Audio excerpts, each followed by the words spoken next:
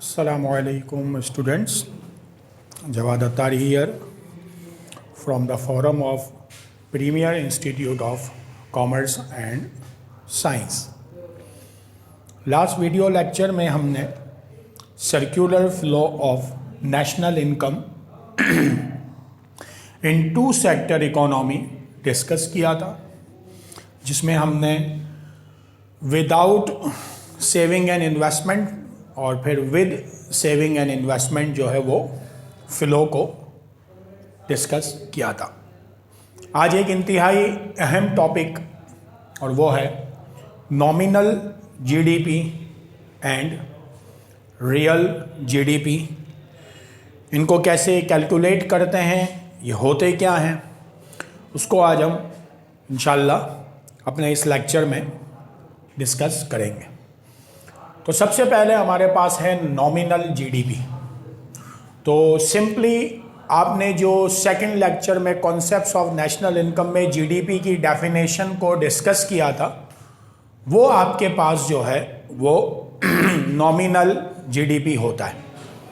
यानी जब आप जीडीपी को मार्केट प्राइस पर कैलकुलेट करें, मार्केट वैल्यू कैलकुलेट करें, जब आप गुड्स एंड सर्विसेज जो इकोनॉमी में प्रोड्यूस्ड हो रहे हैं, जो नेशन का आउटपुट प्रोड्यूस्ड हो रहा है in form of goods and services, और आप उस जीडीपी को जब करंट प्राइस पर कैलकुलेट करें, तो ये करंट प्राइस की जो कैलकुलेशन है, आउटपुट की कैलकुलेशन जो करंट प्राइस पर है, और ये मार्केट वैल्यू है यानी फाइनल वैल्यू है, तो ये कैलकुलेशन आपकी कहलाती है नॉमिनल जीडीपी।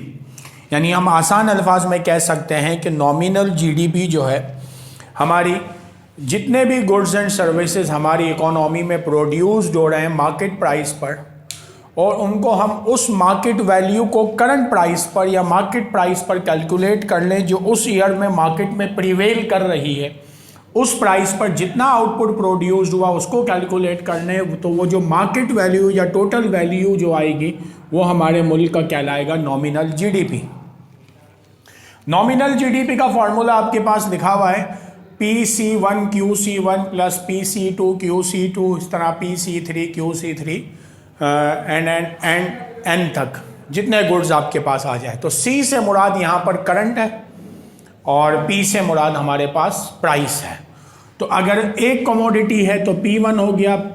मिसाल के तौर पर मैं अगर इस फॉर्मूले को यहाँ से समझाऊँ तो P1 से मुराद मेरी शुगर है, पहली शुगर की प्राइस।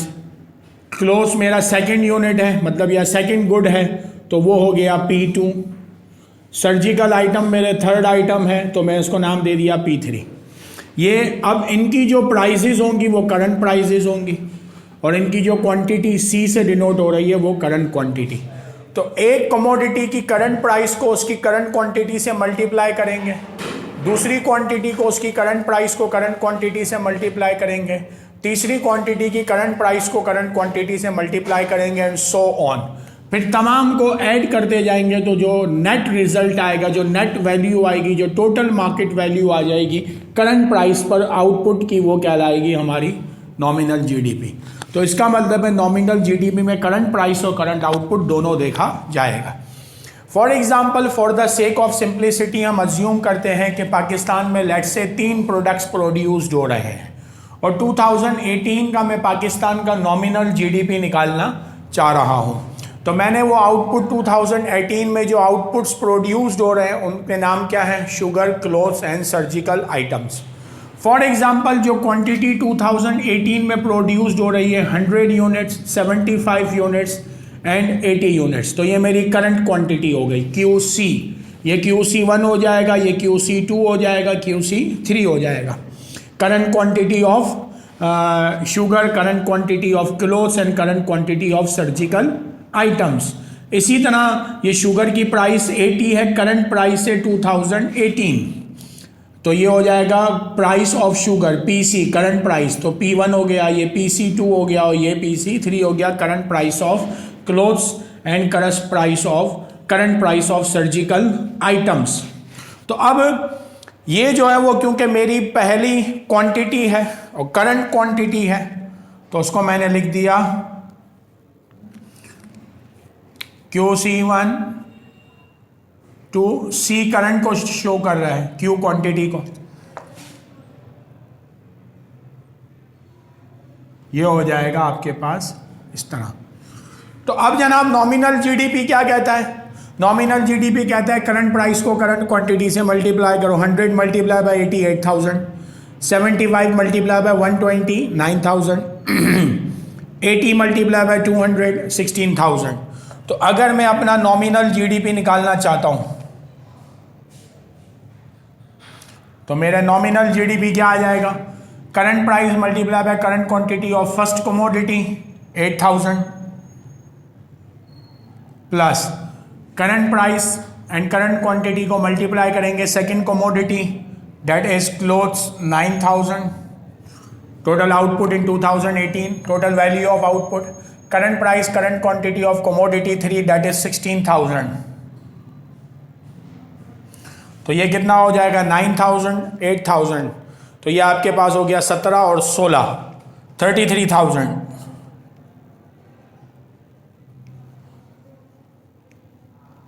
सही है ना? आप 17 और 16 तो 33,000 ये हो जाएगा पाकिस्तान का नॉमिनल जीडीपी 2018 का। एक और एग्जाम्पल क्रिएट करते हैं, इसी के अंदर मैं थोड़े चेंजेस कर देता हूं इसको। मैं यहां पर एक जगह पे लिख देता हूं कि जो मेरा नॉमिनल जीडीपी है, बल्कि I have a space here ना, तो मैं यहां लिख देता हूं पाकिस्तान आउटपुट इन 2019। तो वही केस आ जाएगा, कमोडिटीज को 3 ही रख देता हूं।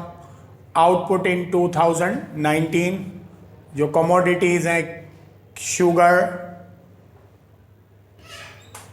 Clothes, surgical items, quantity produced in 2019, price in 2019, total value in 2019। अब मैं यहां पर उसकी वैल्यूज 2019 की लिख देता हूं। लेट्स से हम कहते हैं कि आउटपुट जो है वो 2019 में शुगर, क्लोथ्स और सर्जिकल आइटम्स का कुछ यूं है। शुगर हो गया 120, क्लोथ्स 100 इंक्रीज हुआ, जबकि सर्जिकल आइटम 2008 जो है वो 19 में उसका आउटपुट वही 80 यूनिट्स रहता है। अब हमने 2019 में प्राइसेस लिखनी है। प्राइस हमने कर दी 100, बढ़ गई 80 से 100 हो गई, क्लोथ्स की 120 से 140 हो गई, और सर्जिकल आइटम्स आपके पास जो प्राइस 2018 में थी डेट वाज 200, अब हो गई 225। तो ये हमारे पास प्राइस आ गई। नॉमिनल जीडीपी अगर मैं 2019 का निकालता हूं तो अगेन 2019 मेरा करंट ईयर हो जाएगा। उसकी क्वांटिटी भी आ गई, यानी QC1, QC2, QC3 आ गया, और प्राइस भी आ गई 2019 की। अब तीनों को मैं मल्टीप्लाई कर देता हूं अपने अपने वेरिएबल से, तो ये हो गया 12,000 value of output of sugar, 14,000 and that is 225 multiply by 80 that is equal to 18,000। मुझे नॉमिनल जीडीपी निकालना है। I know the formula of nominal GDP. Current price पर निकालना है तो 2019 मेरी करंट प्राइस हो जाएगी, तो वही हो जाएगा P1 Q1 करंट प्राइस। ये क्वांटिटी है, सही है जी, ये Q1 है, ये Q2 है, ये Q3 है, ये P1 है, ये P2 है और ये P3 है, तो दोनों को मल्टीप्लाई कर देते हैं तो 12,000 टोटल आउटपुट शुगर का आ गया। क्लोथ्स का टोटल आउटपुट आपके पास आ गया 14,000 प्लस कर देंगे और 18,000 आ गया आपके पास सर्जिकल आइटम्स का। तो मेरा जो नॉमिनल जीडीपी 2019 में आया वो कितना आ गया 12, तो ये हो गया 30, 8 4 12, 2 14, 44,000। सही है जी। 18,000 और 14,000 32,000, 32,000 और 12,000 44,000, 44,000 मेरा आ गया नॉमिनल जीडीपी 2019 में। अब अगर आप देखें तो शायद ये सोच रहे होंगे कि मुल्क बेहतरी की तरफ जा रहा है, हरगिज़ नहीं। वजह यह है कि अगर आप देखें तो प्राइजेस क्या हो रही हैं, बढ़ रही हैं। यहाँ प्राइजेस जो है वो 80, 120 और 200 थी तो जीडीपी 33,000 हुआ, यहाँ प्राइजेस बढ़ गई। तो अगर मैं ये कहूँ कि प्राइस का बढ़ना इकोनॉमी को यूं कह लें कि इकोनॉमी की बेटर परफॉर्मेंस को शो कर रहा है, तो यह हरगिज़ दुरुस्त नहीं है। तो इसका मतलब nominal GDP is not the true indicator of what is going on in an economy. तो इसके लिए फिर इकोनॉमिस्ट जब आउटपुट या ट्रू पिक्चर इकोनॉमी की देखने चाहते हैं तो फिर वो निकालते हैं रियल जीडीपी। रियल जीडीपी जो है वो नॉमिनल से मुख्तलिफ है। उसमें क्या होता है, तो डेफिनेशन कहती है कि the value of Nations output of goods and services in particular year adjusted for changes in price of goods and services from base year. यानी बेस ईयर में जो प्राइजेस थी उस प्राइस को सामने रखते हुए नेशन के आउटपुट में, गुड्स एंड सर्विसेज के आउटपुट में वैल्यू में जो चेंज आया है उस चेंज को हम बेसिकली नाम देते हैं रियल जीडीपी का। तो रियल जीडीपी दरअसल क्या है, रियल जीडीपी आपकी इकोनॉमी की ट्रू पिक्चर बताता है। वो ये बताता है कि आप किसी ईयर को बेस ईयर कंसीडर करो और उस बेस ईयर की प्राइस पर देखो कि आज कितना आउटपुट प्रोड्यूस्ड हो रहा है। तो इससे आपको ये पता चलता है कि आपकी इकोनॉमी में आउटपुट बढ़ा है या नहीं बढ़ा, ग्रोथ हुई है या नहीं हुई है, या इन शॉर्ट जो आपका रियल जीडीपी है वो इन्फ्लेशन एडजस्टेड होता है, इन्फ्लेशन को एडजस्ट करके बताता है। तो इससे आपके मुल्क में महंगाई जो है वो बाहर हो जाती है और पता चलता है कि ओवरऑल आउटपुट कितना इकोनॉमी में जनरेट हुआ है। तो यहां अगर हम देखें तो रियल जीडीपी का ये फॉर्मूला हो जाएगा। अब इसी सिचुएशन को सामने रखते हुए हम निकालते हैं पाकिस्तान का रियल जीडीपी 2019 में।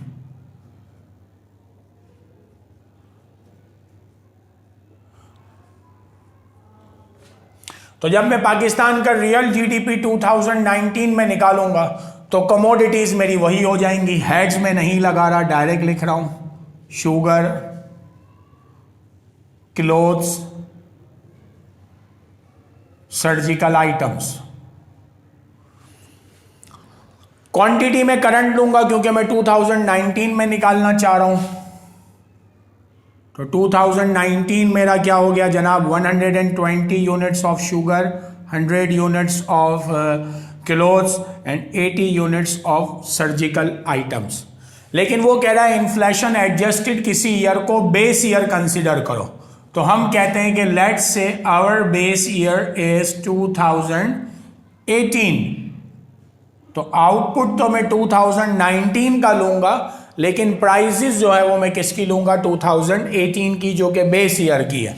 यानी अब मेरी जो प्राइस हो जाएगी वो कितनी हो जाएगी, यहां मैं लिख देता हूं क्यू से और यहां लिख देता हूं बेस ईयर प्राइस शॉर्ट में 80, 120 एंड 200।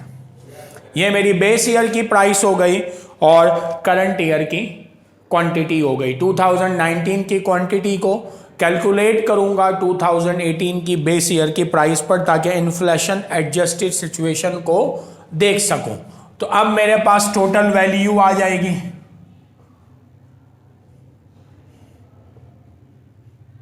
टू 2019 बेस ईयर की प्राइस पर। तो 80 मल्टीप्लाई बाय 120, 9,600 8,000 और 8 2 16, 9,600, ये हो जाएगा 12,000 और ये 200 मल्टीप्लाई बाय 8, तो ये हो गया आपके पास 16,000। अब मेरे पास रियल जीडीपी का फॉर्मूला क्या है, तो आप देख सकते हैं ये मेरी प्राइस हो गई P1, P2, P3। Base year की प्राइस ली है इसलिए बी लगा दिया। बेस ईयर वो ईयर कि जिसमें मुल्क में ना इन्फ्लेशन है ना डिफ्लेशन, तो हमने 2018 को बेस ईयर कंसिडर किया है। सही है जी। अच्छा यहाँ sorry that is not base year quantity, quantity जो है वो आपके पास करंट ईयर की होगी। तो ये आपके पास हो जाएगा Q1, Q2, Q3 current year. तो बेस ईयर की प्राइस को करंट ईयर की क्वांटिटी से मल्टीप्लाई किया तो टोटल आउटपुट आया 2019 में जो उसकी वैल्यू आई शुगर की 9,600, 12,000 जो है वो क्लोथ्स की और 16,000 आपकी आ गई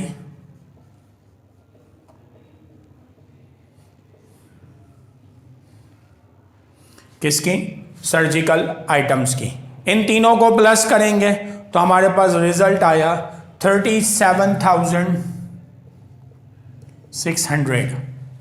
अब ये क्या पिक्चर शो कर रहा है, ये पिक्चर शो कर रहा है कि जनाब करंट प्राइस पर, बेस प्राइस पर आपने करंट कितना आउटपुट प्रोड्यूस किया है। तो ये दरअसल आप यूं कह लें एक तरह से आपके इकोनॉमी में जो आउटपुट बढ़ा है अगर किसी भी आइटम में, तो उसकी पिक्चर को शो कर रहा है। अब इन्फ्लेशन एडजस्टेड अगर चेक करना है तो ये इन्फ्लेशन एडजस्टेड हो गया क्योंकि बेस ईयर की प्राइस पर देखा है।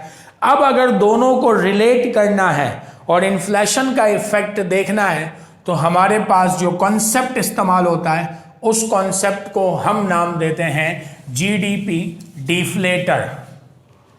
अब हम आते हैं और रियल और नॉमिनल। रियल का मतलब क्या हो गया, सिंपली बेस प्राइस पर करंट क्वांटिटी देख ली। तो ये बता रहा है हमारा रियल जीडीपी जो है वो दरअसल 37,600 है। ये जो नॉमिनल और रियल में ये जो फर्क है बीच का करंट ईयर पर, इसका मतलब है ये बीच में इन्फ्लेशन शो कर रहा है।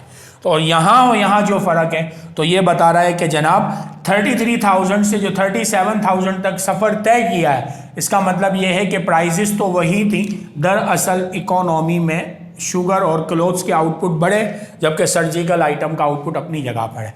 तो जब आउटपुट को देखा जाए, करंट आउटपुट कितना बढ़ा है बेस ईयर की प्राइस पर, तो आउटपुट का बढ़ना इकोनॉमी की ट्रू पिक्चर को शो करता है, जिसको हम इकोनॉमिक ग्रोथ का नाम देते हैं। तो वो हम रियल जीडीपी के जरिए ही देखते हैं। फिर आपके पास आता है जीडीपी डिफ्लेटर। अब ये जीडीपी डिफ्लेटर क्या होता है, पहले इसकी डेफिनेशन लिखते हैं और उसके बाद जीडीपी डिफ्लेटर डिटरमाइन करते हैं, फिर वहां से देखते हैं कि कितना इन्फ्लेशन इकोनॉमी में आया है। तो जीडीपी डिफ्लेटर मींस या measures GDP deflator measures the price level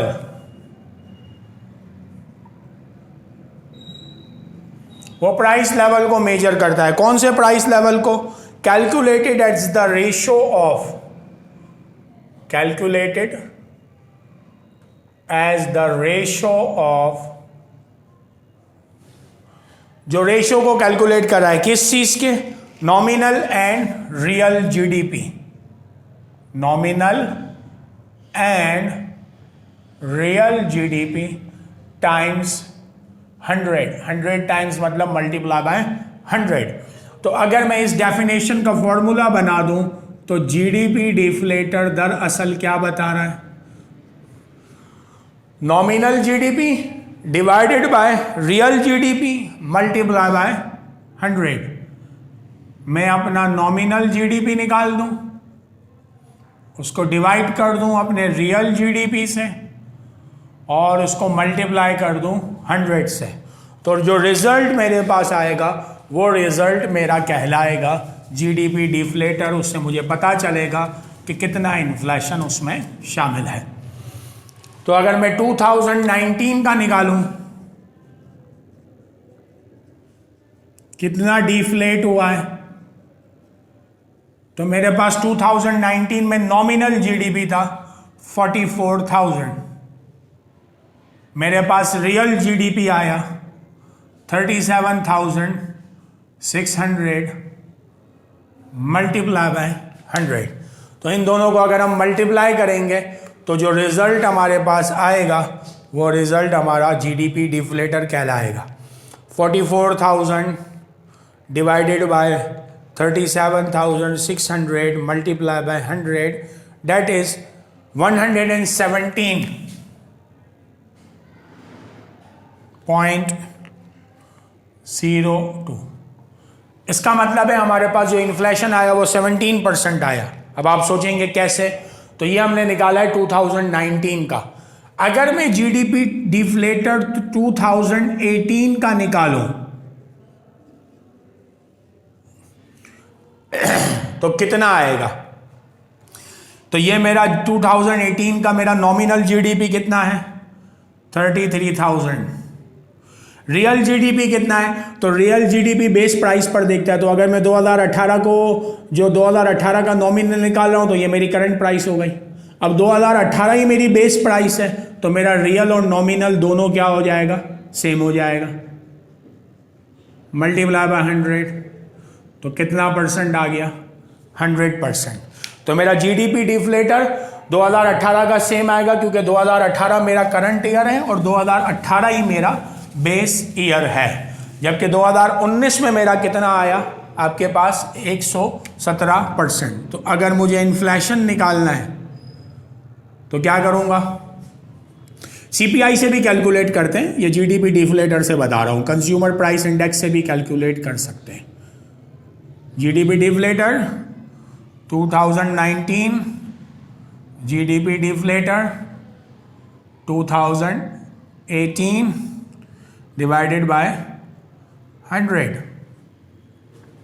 तो आपके पास कितना आ गया? 117.02 माइनस 100 डिवाइडेड बाय 100।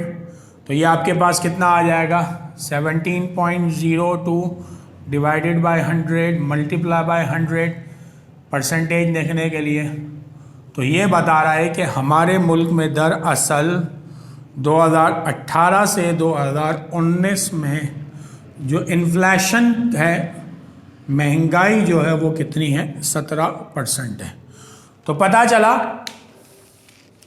कि जीडीपी डिफ्लेटर के जरिए हम जो है वो यूं कह लें कि ओवरऑल देख लेते हैं कि हमारे मुल्क में जो है वो प्राइस लेवल क्या है रियल और नॉमिनल को सामने रखते हुए।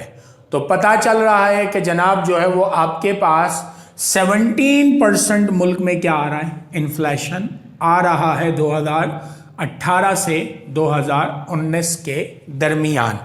और नॉमिनल जीडीपी हमने देखा कि जो हमने करंट प्राइस पर निकाला और रियल जीडीपी हमने बेस प्राइस पर निकाला। फिर दोनों का मेजर किया और रेशो चेक किया तो रेशो आया कि 17% जो है 117 आया। फिर इन्फ्लेशन में उसको 2018 से माइनस किया क्योंकि 2018 वो सेम ही होगा दोनों का। तो हमारे पास जो इन्फ्लेशन आया वो 17% आया। इसका मतलब 17% जो है वो महंगाई हुई है।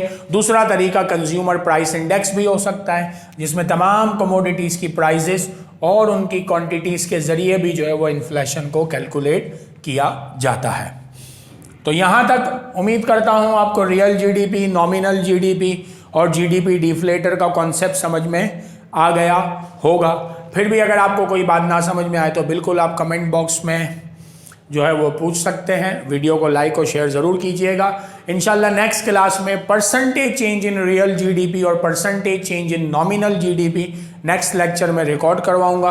अपना बहुत ख्याल रखिएगा। Thank you very much. अल्लाह हाफिज़।